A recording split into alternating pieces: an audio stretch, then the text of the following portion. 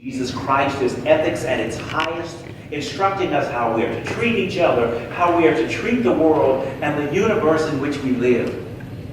But God, as revealed through Jesus Christ, is mystery. We are called to do the hard work of believing in miracles, situations, and signs that often as not we can make no sense of. 8 days before the Transfiguration, Jesus asked Peter the disciple, who never got anything right, "Who do you say that I am?" And for a second, Peter went from dullard to dazzling, from uncomprehending to unbelievable, from slow to stunning, because he answered Jesus' question in the following manner: "You are the Christ, the Son of the living God." Right on point. Peter embraced mystery. Peter got it. That's what your mom said. So just over a week later, Jesus takes Peter, James, and John, sort of the disciples' inner circle, up on a mountain, most likely Mount Horeb, which is also known as Mount Sinai. And in the disciples' presence, Jesus suddenly, and Tracy, there should be a musical cue here, Jesus suddenly transfigured. His garments became as white as snow, and the scripture says his very face changed. Probably all of the fatigue and the worry for his followers and his own destiny fell away, and Jesus was revealed as the radiant Son of Heaven. And as if that wasn't enough, the greatest of the patriarchs, Moses and Elijah, were suddenly just there talking to Jesus. Well, why Moses and Elijah? Well, perhaps Moses was there because Moses signified the heritage of the chosen people, where they had come from, what God had brought them out of, and how beloved of God they were. And Elijah? The prophet Malachi says of Elijah, "Lo, I will send you the prophet Elijah before the great and terrible day of the Lord comes. He will turn the hearts of parents to their children, and the hearts of children to their parents." What a hope! Ben reminded me this morning, at ceremonial dinners, the Jews still pour a glass of wine and set a chair for Elijah. So there on Mount Sinai is the blessed past, and there is the promised future. And it gets better because Jesus is talking about his exodus, his exodus, which must take place when he gets to Jerusalem. The three of them are talking, conferring on the ultimate plan God has for God's world in this scenario. And Jesus has come as the fulfillment, the chief executive officer, if you will, of Israel's laws and prophecies and of God's plan. Well, Peter, James, and John are struggling to stay awake, but they could not believe what they were witnessing. But rather than embracing the mystery as Peter had just done 8 days before, they tried to make human sense out of it. Peter, who 8 days before had been so perceptive, now wanted to build booths for Jesus and Moses and Elijah in the tradition of the Jewish Feast of Tabernacles, or the Feast of Ingathering, known as Sukkot.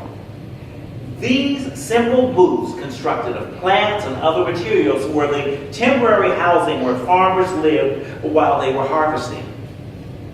They were also the temporary dwellings the Israelites lived in during their 40 years of traveling in the desert. These booths had quite a history. Oh, but on Mount Sinai, there was history also, because Mount Sinai had a history of being the place where humans encountered God. "I lift up my eyes unto the hills, from whence cometh my help." Elijah had walked for 40 days, getting away from Jezebel and Ahab, only to encounter God on Sinai. In a cloud, God appeared on this holy mountain and gave Moses the commandments. Peter, James, and John were up on Sinai, attempting to bring earthly meaning to a heavenly mystery. But God would not have it so. A cloud formed and entered around them, and a voice came out of the cloud saying, "This is my Son whom I have chosen. Listen to him." And when had we heard that same message from that same voice before? Anybody remember? Baptism. At Jesus' baptism. Jesus' ministry was bookended in the affirmation of God. Listen to him. Theologian Laurie Grant Hale says that all that was missing was a cosmic hand coming out of the cloud, slapping Peter upside the head and said, "Once again, you missed it." I don't think that Laurie really believes in condoning heavenly violence. Grant says in the Transfiguration of Jesus, the disciples had witnessed a glimpse of what was possible not only for Jesus, but for all of humanity. All of humanity has the opportunity to step out of everyday struggle and go up on spiritual mountains, breathe heavenly air, and become transformed. Contemplate where God longs to take creation and where creation could indeed go if, along with our logical understanding, we could embrace the promise of divine mystery. God is not to be understood. God is to be experienced. As the Apostle Paul writes in the book of 1 Corinthians, now through a glass darkly, then face to face. Luke says when the cloud lifted, they were alone with Jesus, and perhaps out of their lack of understanding, they told no one what they had seen or heard. But can you imagine coming down the mountain? The aha moment they must have had with the scene that they were about to witness. They found themselves in the midst of another drama with parent and son. A father is pleading that Jesus do something for my child.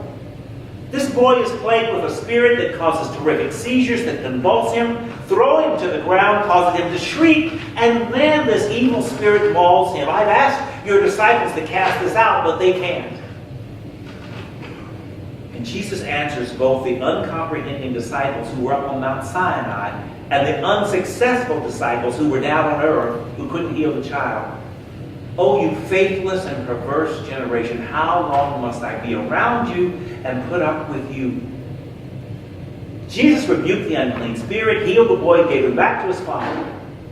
It seems that the evil spirit on earth had taken the advice that God had given the disciples on the mountain. "This is my son. This is the one that I have chosen. Listen to him." Peter, James, and John glimpsed glory, but they weren't transfigured. They weren't metamorphosed. What they had still to understand is that the transformation of glory does not exist apart from suffering. Glory does not exist in some far-off heavenly place upon some high mountains, leaving suffering behind. Like the parent of a seizured child, or a sick parent, or starving immigrants worldwide, or a Christian denomination that rejoices when they turn some of their best and brightest away from the table because of their orientation. In the midst of our suffering, our hearts cry out for the mystery of experiencing God. That is what glory looks like. There is no kingdom, no power, and no glory where there has been no suffering. You and I have talked about praying for our church, the First Christian Church in Paradise, California. Near that church, the disciples have another church in a city called Chino. And the Chino church was also a victim of the huge fires that we experienced this summer. And they were not only rescuing their own folk, but they were going over to Paradise taking care of their folk also. And they had them camped around the church and all throughout the church and on a field outside near the church. Some of you have read the story in our Week of Compassion article that is in the newsletter. They had people everywhere, this Chino church, trying to take care of them during this fire. Well, once the fire was out, you know what came next, right? What happened after the fire? The rains came. And then all of these people that they had located in these makeshift dwellings and in the church and all around had to be moved because the rains came.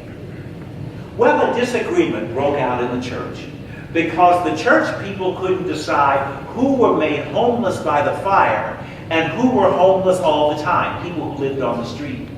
And there was an argument in the church, but we're trying to help our own members. We're trying to help those who we've taken up offering for and who've been put out of their houses and who've been compromised by the fire and the flood. We don't have them. How can we help these people who live on the street? We're trying to take care of our own, and people were fighting each other, and fists were raised, and people had stopped speaking to each other, and the board and the elders got together and they prayed and they said, what are we supposed to do in the midst of this situation? And what they came up with was, to the best of our ability, just take care of everybody and let God sort it out. The minute they made that decision, they moved from suffering to glory. And you know why? Because the minute they made that decision, all of a sudden, organizations who were not necessarily discipled, who were not necessarily Christian, Jews and Muslims and the Kiwanis and everybody else, and along with the Week of Compassion, all of a sudden everybody wanted to be a part of helping this church who was helping everybody else without trying to divide them up. You and I are the descendants of Moses because we come with heritage. We come with how God has moved in our lives. We come with our traditions and the things that our parents taught us. Tracy, you played Jesus Is All the World to Me this morning for communion. I haven't heard that hymn since I was a little boy. We come with traditions. But we also come in the spirit of Elijah. We look forward to what God is calling us to do in the future. We are a church in a bedroom community where most of the people own their houses. Our streets are light and well lit. This church was built by people who used to walk to church. They saw each other not just Monday through Friday, but they sat together in these pews. And yet we are calling God and asking God to say, what can we do to be a witness to your ongoing community in the 21st century? What would you have us do? How must we suffer so that we can experience your glory and be your glory, be the church to those who have yet to encounter your voice?